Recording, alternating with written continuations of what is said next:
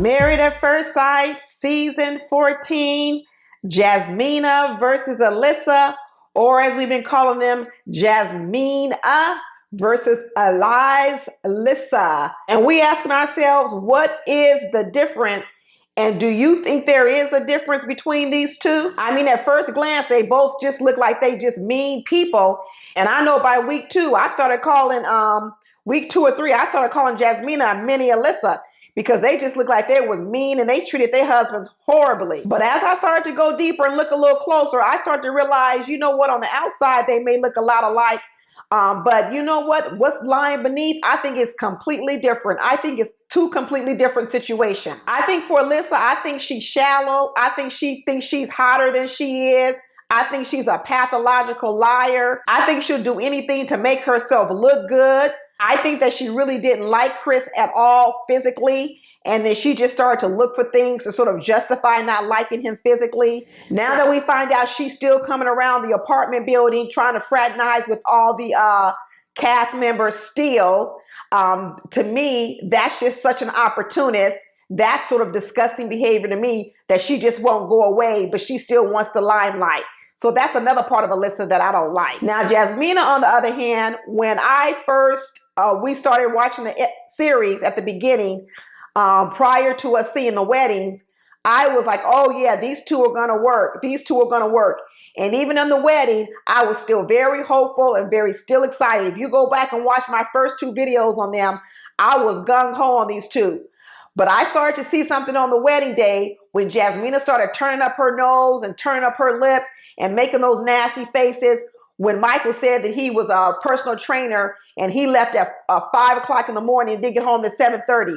I thought her looks, I thought that was a little over top, especially when we find out that Elijah Wan works overnight. He's not even at home at night, and Steve doesn't even have a job. So the truth of the matter is Jasmina was making out well with her husband, but she didn't appreciate it. She had a nasty little look on her face. And that was my first indication that something was going on with Jasmina, but I hadn't put it all together yet. A big turning point in this series was when I found out that Jasmina had no past relationship experience.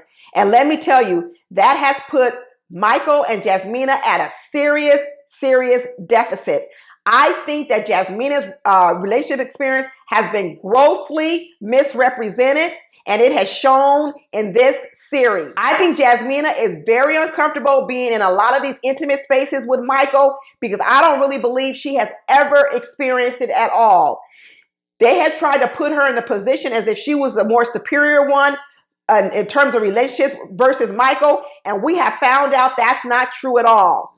A lot of people kept saying, no, it's just that Jasmina isn't attracted to Michael. But I never really fully believed that, because in the after party, she never says that. She actually says she thought Michael was attractive. Even in this episode, she says she likes Michael's arms. When she was talking to Pastor Cal, when they were matchmaking her, she said she wanted a man with a beard. And we saw her playing in that beard this last episode. So I never really fully believed that the problem with Jasmina was an attraction problem. And I still don't believe it's a physical attraction problem. I think Jasmina has an emotional problem that isn't allowing her to be physically attracted to Michael. That's 2 different things. But the way he looks, I don't think that that's the problem. And that's a difference between Alyssa and Jasmina. One thing I go back to is before they got married and they were getting married, Jasmina mother and everybody kept saying that Jasmina needed someone vulnerable. She needed someone vulnerable. I thought they were saying that because Jasmina was really vulnerable and she wanted someone that was vulnerable too. Who knew that the reason they were saying that is because Jasmina is not vulnerable at all, and she actually needed someone to teach her to be vulnerable. That's 2 different things.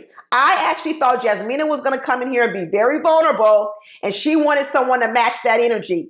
But we find out that the reason why they kept saying she needs someone vulnerable is because she's the ice princess. She's the complete opposite of vulnerable. And I think this was too big of a task for Michael, especially given that Michael's just on this journey of being vulnerable himself. And now we have with Jasmina and Michael this idea that Jasmina was going to be the teacher of Michael to be vulnerable. This is how this has all been set up. It was all about Jasmina was going to teach Michael to be vulnerable. That's why all the exercises have been for Michael. Every time the experts come, Pastor Cal tells Jasmina, when Michael gets too excited, the words you should use to him is hey, Michael, I'm not your enemy. Come to find out, those are the words Michael should be using for Jasmina. Then we have Dr. Viviana come and tells Michael, oh, maybe you start needing to journal in order that you won't get so maybe disrespectful or what Jasmina feels is aggressive. What you needed to do was Jasmina needed to do the journal. I never believed the story that Michael was loud and aggressive because from that point before, I had never seen that from Michael, but I had seen it from Jasmina. The experts got it all wrong with these two. They thought that Jasmina was going to be the one to help Michael become vulnerable, and what we're finding out is that Jasmina is the one that needs all the help. And now we wasted 3 or 4 weeks concentrating on Michael when the experts should have been concentrating on Jasmina. I don't know what's going to happen with these two because there's not a lot of time left to turn it around. But that tantric sex exercise that they did was probably one of the best exercises for Jasmina and Michael. I wish they had done that weeks ago because it allowed those two to be close in proximity, to touch each other, but without words.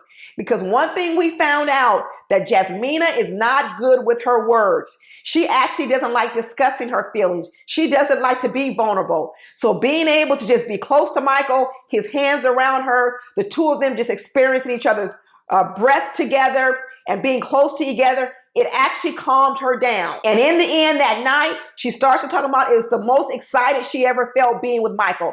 But here's the problem. It's not enough time left. And I'm not for sure they can undo what they've been doing for the past 3 or 4 weeks. So I think the difference between Jasmina and Alyssa, I think the difference is Jasmina's meanness is rooted in past trauma that doesn't allow her to be emotionally vulnerable, and she does not like to get close. And when you get too close to exposing some of her emotional wounds, she bites back, snaps back at you. She calls you names, and she keeps you on the defense, always defending yourself so you never have to get to any of her problems. Alyssa, on the other hand, I think that she's just shallow, and I think that she's a pathological liar, and I think that she's all about her image and what she looks like, and all about how people think of her and about so-called being a good person. So what do you guys think the difference is between Jasmina and Alyssa?